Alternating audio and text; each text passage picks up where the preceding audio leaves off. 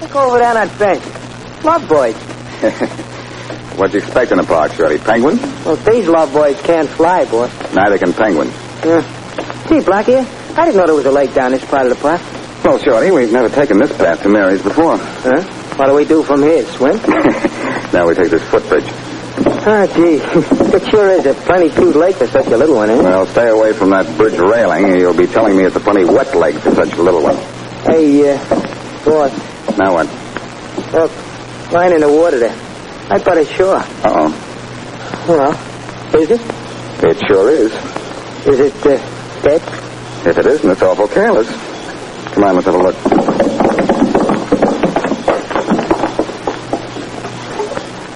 Gee, boss. Is he dead? You used the wrong pronoun, short one.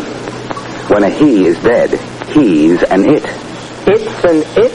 By virtue of a slight case of no breathing. Light a match, will you? Oh, sure. Then, we better call a cop, huh? Are you kidding? All I have to do is pronounce the word body, and Inspector Faraday dusts out a cell all for me. Gee, what do you know? Face down in the water with his feet on the shore. A plain case of suicide, boss. It'll be okay to call a cop. It'll be murder to call a cop, Shorty, because that's what this is. This guy didn't bump himself? Not unless he rode here on the back of a duck. Look at his shoes. Kind of neat looking. And he pulled a neat trick, getting here without walking on them. Matches don't burn wrong. What do you mean by that, boss? He's wearing brand new shoes, Shorty, never walked on. And it's a plenty long hike from here to the edge of the park. See? And I said, let's call a cop.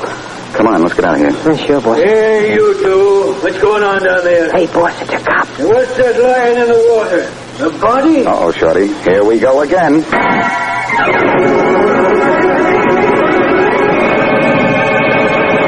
Now meet Boston Blackie, enemy to those who make him an enemy, friend to those who have no friend.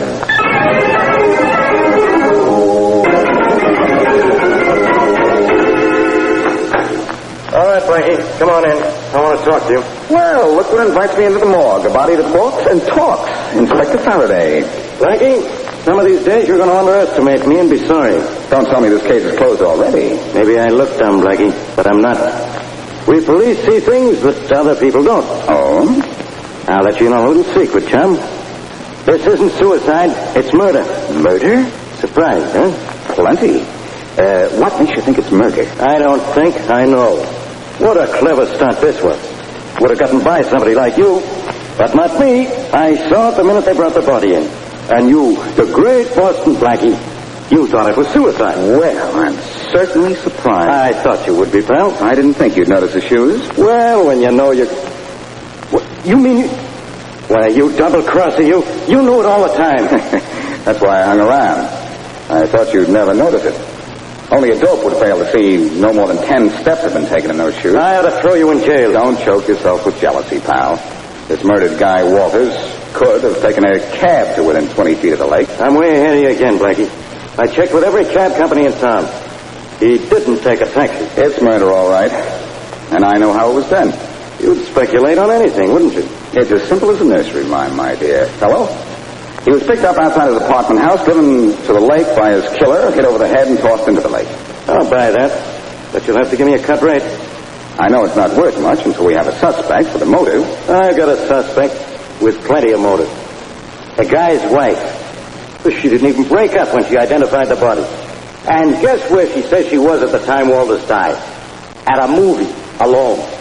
What did Mrs. Walters say when you told her it was murder? I didn't tell her. I've got Mrs. Walters tagged as a possible suspect. She admits she and her husband never got along. If she thinks I'm convinced it's suicide, she'll drop her guard. I'm even releasing a suicide story to the paper. Faraday, you astound me. Really? Okay, Blackie. You knew this was murder from the start, so maybe you know a whole lot more. Put that gun away, Faraday. Don't you know it's impolite to point? You found the body, Blackie. So I'm holding you as a material witness and locking you up till I've got my case against Mrs. Walters. Faraday, please, the gun, you know. I know, and it stays in my hand. Now, if you've finished pawing over Walter's shoe, come on. Leave the shoe here. Where do you want me to put it? On this table right here. Take hold of size 11 by pole. It's surprising how heavy a shoe can be. Put the shoe down, will you? And come on. Sure, I'll put it down right on your hand. Oh, leave your gun on the floor, Faraday, or I'll have to use mine on you. So help me, Blackie. You run out on this, and I'll throw the book at you. How far can you throw, Brooke Faraday? I'm going a long way. You won't get far. Every cop on the force will guarantee that, personally. When you can get another key made for this door, Faraday, maybe someone on the force will let you out.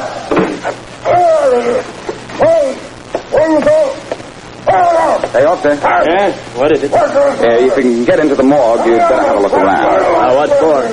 There's a brand new body in there, but it's dead only from the neck up.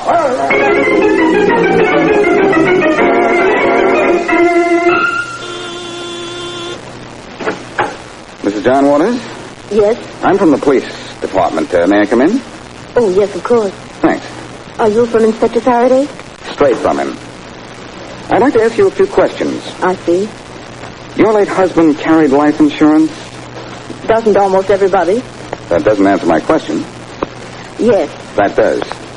For how much? I don't know. For how much? Enough. Is that all? No. May I see the policy? I don't have it. Where is it? I'm not sure. In my husband's safety deposit box, I suppose. You the sole beneficiary? I suppose I am. I never asked my husband. Do you suppose everything? What company did your husband carry his insurance with, or do you just suppose it was some company? No, it's the New Northern Life, I think. Oh, first you suppose, now you think. Well, it's a big improvement. Look here, I don't think you're from the police at all. Some cops still have arches, Mrs. Walters. You're not from the police. Who are you? I'm asking the questions, Mrs. Walters. Well, I'm going to call Inspector Faraday. Your husband's policy is with the New Northern Life, huh? Now, can you remember for how much? I'm not answering any more questions. Police department. Inspector Faraday, please. Yes, ma'am. Faraday speaking. Inspector, this is Sarah Walters. Oh, yeah? Did you send a man from your department to talk to me? I did not. Well, there's a man here now who claims that he came from your office. Put him on the phone. Of course. Inspector Faraday wants to talk to you. Here. Thank you. Hello? Hello? Hello, sweetheart. How does it feel to be out of the morgue again? Blackie, I might have known it was you. I know. You're going to send up a squad car and then pick me up. You better behave yourself. You're getting in this deeper every minute. I don't know what I'm getting into, Inspector, but I do know I'm getting out of here, so don't bother to send for me. Goodbye. Blackie, so help me when I... Sorry to be leaving, Mrs. Walters, but this place is going to be full of cops in a few minutes, and I hate crowds. Who are you, anyway? The name's Blackie. Boston Blackie? That's right. Then you're the one who found my husband's body. And that isn't all I found, Mrs. Walters. And if Faraday doesn't see me first, I'll see you again.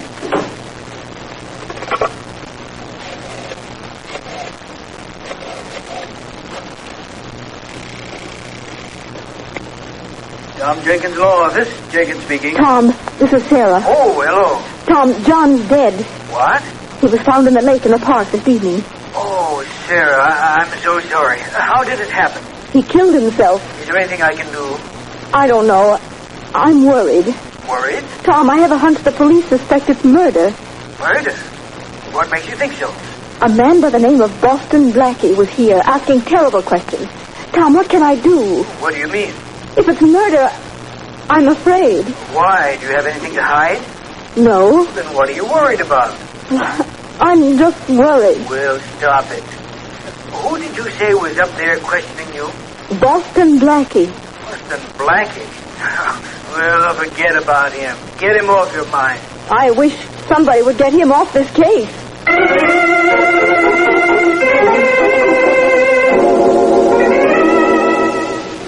I know you're the beauty of the New Northern Life Insurance Company, baby, but are you the brains, too?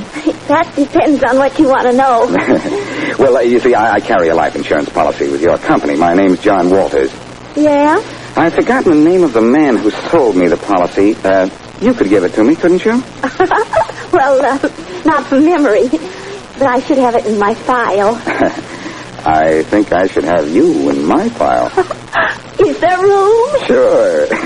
You probably have a very small name. What was your name again? There's still John Walters. Walters, Abel, Walters, Ira, Walters, John. Here we are. The salesman's name? Here there's, Fred Singer. I'd like to talk to him. Oh, that door right there. Just knock. Thanks. And, who got me this information?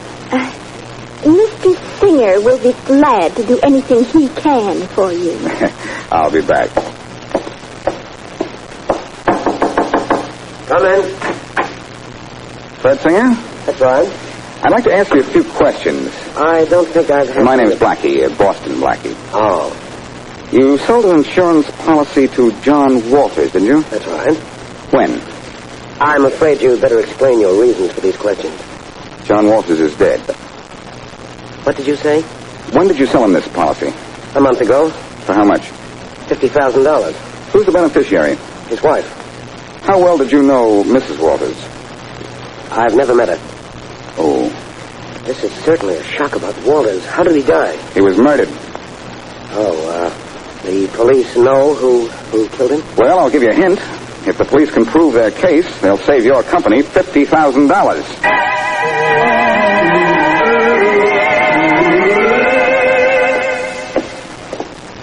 Look, Blackie, when we get upstairs to your place, let's stay there, huh? We're not in this mess. It's got nothing to do with us. Faraday's figuring Mrs. Walters killed her husband, but I don't know, somehow I don't like that. Would you like it better if Faraday pinned it on you? Well, it'd be a lot more natural. What do we do now? You're going to shadow Mrs. Walters.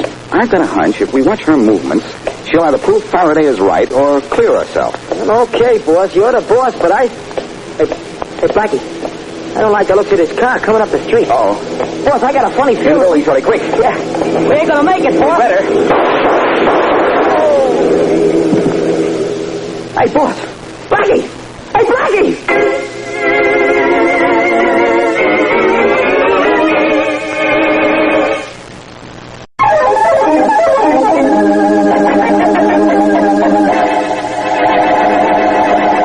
Now, back to Boston Blackie. Though he's being sought by Inspector Faraday as a material witness in the murder of John Walters, Boston Blackie has managed to interview Mrs. Walters, Faraday's chief suspect, Fred Singer, who sold the insurance policy to the dead man, and get himself shot at by an unknown assailant. As we return to our story, Blackie is still avoiding Faraday and is at the apartment of Mary Wesley, where the young nurse is dressing his bullet wound. This'll hurt a little, Blackie. You know you're supposed to report this to the police, don't you? Yes. It's the law. Yes, I know. Was Shorty hurt, too? No, not a scratch. Ouch. Sorry. What kind of trouble are you in this time? Up until this bullet autographed my arm, I wasn't in any trouble, I thought. Now we're both in trouble. Oh, don't worry, honey. I'll report this to Faraday myself. Shall I answer? It's probably for you. Hello. Hello, Blackie. Blackie, this Shorty Are here. you still trailing Mrs. Walters? Boss, I'm checking after that dame like she owed me the last $10 bill in town. Hey, you know something, boss? As much as my IQ will allow. I don't know nothing from IQs, but I know I've seen this Walters dame somewhere before. Now, don't tell me she's a waterfront mall in Park Avenue clothing. I don't know about that. I just know that I've seen her before. Well, don't lose her. Where is she now? Well, I tell you, first she went into the bank, boss, and then she went into an apartment building across the street from here, see? Do you know what apartment? Yeah, a guy named Singer. Fred Singer? Yeah. Hey, boss, how did you know that? Never mind that. Singer told me he didn't even know Mrs. Walters. Where are you now? In a drugstore at the corner 86th Street in Elmhurst. I'll be right up. Well, you better step on it, boss. The dame went into that building like she was in a hurry. I have a hunch she's not only in a hurry, short one. I think the lady's also in a jam. Who is it? Who is it? Hello, Singer. Oh, no, you don't. Oh, yes, I do. Oh, thanks for the pleasant welcome. Well, hello, Mrs. Walters. Again. Well, this is all very cozy. Two people who don't even know each other. Of course we know each other. We have for years. You don't think we'd be foolish enough to tell you or the police? You were foolish enough to let my man trail Mrs. Walters to your apartment. Now, what goes? I don't think we have to answer your questions. You're not from the police. Well, maybe you'd rather answer their questions. What do you want? Let's see that insurance policy. What insurance policy? The one you sold John Walters. Don't be a fool. What would it be doing here? You brought it here, Mrs. Walters. I did not. You didn't stop in at the bank on your way here to get change for $1. Oh, no. Let's see the policy. All right, let him see it then. Dear, huh? Oh, this is cozy. The policy, Mrs. Walters. I'm getting it out of my purse now. Be sure it doesn't come out with bullets in it. Here it is. Thanks. I don't see what you intend to accomplish with all this prying. For one thing, I intend to find out who hit John Walters on the head, so I can get Faraday off my neck. Let's have that policy. You can see I wasn't lying. It was signed a month ago, and it's for $50,000, just as I said. Mind if I use your phone? Go ahead. If you want anything in that policy, It explains itself. Who are you calling? Inspector Faraday. To turn you two in for the murder of John Walters. You out of your mind? Don't move, either one of you. I've got a good gun and better aim. Faraday speaking. Hello, Faraday. This is Blackie. Okay, Blackie, this has gone far enough. I'm issuing a warrant for your arrest. Look, chum, don't make any more mistakes than you've already made, or I'll make you solve this case by yourself. Oh, yeah? You want Mrs. Walters, and the man who sold John Walters his insurance. I was just checking into the insurance angle on this thing. Well, I've checked for you, sweetheart. Here's the dope. It's as pat as the pan on your face there. Mrs. Walters wanted a divorce. Singer wanted Mrs. Walters. The only thing that stood in the way was Mr. Walters. Ah, that's an old one, the love angle. Yes, but love wasn't enough this time. Money was interesting, too. So Singer sold Walters a policy for $50,000 payable to Mrs. Walters. I get it. Then the two of them knocked off Mr. Walters so they could get married and live happily ever after. Or until the $50,000 ran out. You see, Faraday, it's so simple even you can manage to figure it out. And they both happen to be right here in Singer's apartment. Number 2A, northwest corner of 86th and Elmhurst Avenue. Okay, I'll be right up from. But you stay there too, Blackie. You're not out of this yet. Sorry, pal, I can't wait. I've got work to do. But Shorty will hold them for you. Look, you're way off the beat. You better sit down, Singer, and you too, Mrs. Walters. Faraday won't be here to pick you up for 10 minutes. Hey, Shorty. Yeah, boss? Come on up quick. Use the stairs. They're faster. Right away, boss. Well, I guess about all you two need now is a lawyer. I'd like to call mine now, if you don't mind. I do mind. Oh, Fred, what are we going to do? Just sit tight, I guess. That's all we can do for the moment. That's what Tom told me to do, too, and look what's happened. Who's Tom? My lawyer. Please let me call him. Seems to me you've already called him. I did, after you came to see me this afternoon. What's his name? Tom Jenkins. Here I am, boss. Okay, Shorty. Just keep an eye on these two lovebirds till the police come and put them into their cages. Hey, gee, boss, now I know. Now you know what? Now I know where I seen his thing. It was in a police line up in Los Angeles when I was picked up on a phony charge. Why, you're crazy. Well, this gets more interesting every minute. I even remember what you was up for, boss. It was robbery, and her name was Sarah Wolf. That's not true. This could go on forever. See that these two don't run out before the cops get here, Shorty. Right. I'm going to run down Mrs. Walters' lawyer.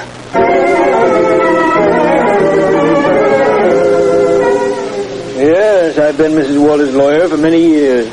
But you never knew Mr. Walters? No, I didn't. They didn't get along too well, you know. I was Mrs. Walters' attorney. Nice place you have here. No, I like it. I was in a lawyer's office just the other afternoon. He had the same kind of paneling. Really? I'm very busy, Blackie. A lot of work to do, so if you just tell me why you came down here. Tom Jenkins. Well, let me see. Are you by any chance related to the Alfred Jenkins on the east side? No, I'm not. Now look here. Excuse me. Hello? Is Boston Blackie there? Why, yes. Just a minute. For you. Oh, thanks. Hello? Blackie, Yes, Mary. I called Los Angeles just as you told me to. Oh, what'd you find out? Is it all right to talk? Yeah, sure. Go ahead. Nobody can hear you. Well, you were right. And Sarah Wolf was sent to a California prison for 3 years for robbery. Uh-huh. She later changed the name to Sarah Burroughs. And she came east where she married John Walters. Swell. Anything else? Yes. I asked about the name of her attorney on that case. It was a man by the name of Tom Jenkins. He was discharged several years later for malpractice. Mary, you're the most wonderful girl in the world. Yes, I know. On a telephone. I'll talk to you in person in the best restaurant in town at 8 o'clock tonight. I'll call for you at 7. Well, I won't wait a minute after 9. Good girl. Bye-bye. Bye. Now, can we get down to business, or may I go to work? Sorry to hold you up, Jenkins. Gee, I'm really sorry. One more phone call, and then we can talk. Go ahead.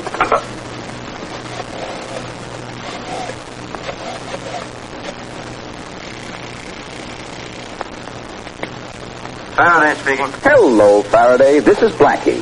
Hello, Blackie. Say, I guess I really have to thank you this time. What for, pal? I believe in being fair. Thanks to you, I'll get Mrs. Walters and Fred Singer on the lock and key. And the whole case sewed up in a sack. Faraday, you haven't got anything.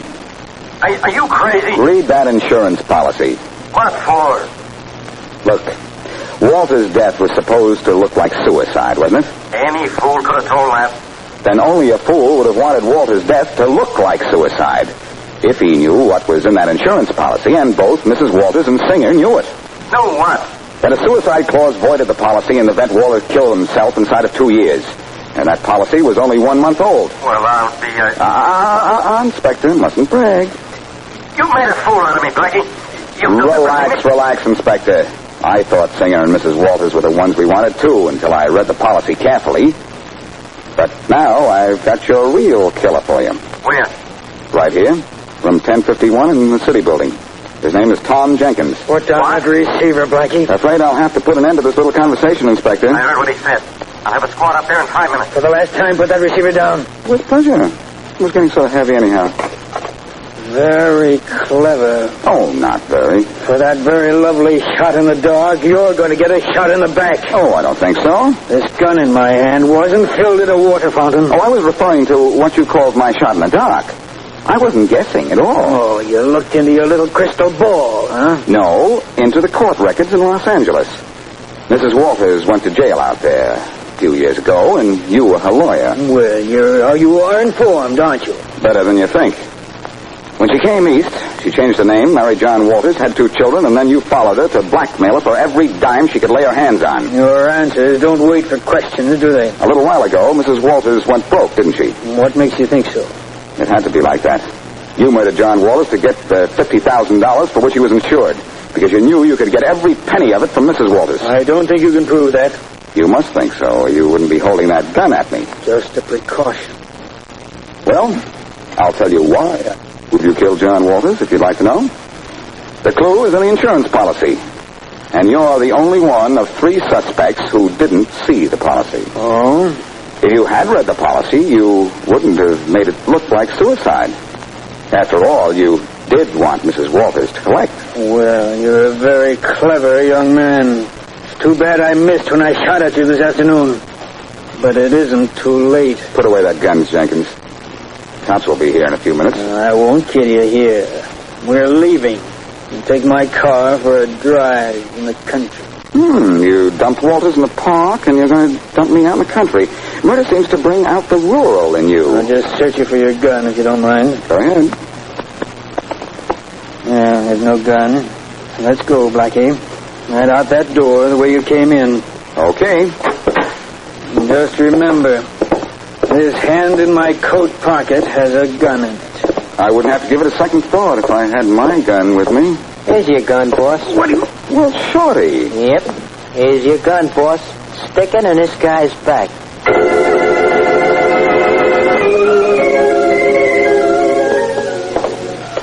That was a wonderful dinner, Blackie. I like a little food with my conversation. But, Blackie, I had a lot of questions to ask you. Have you run out of them yet? Nope.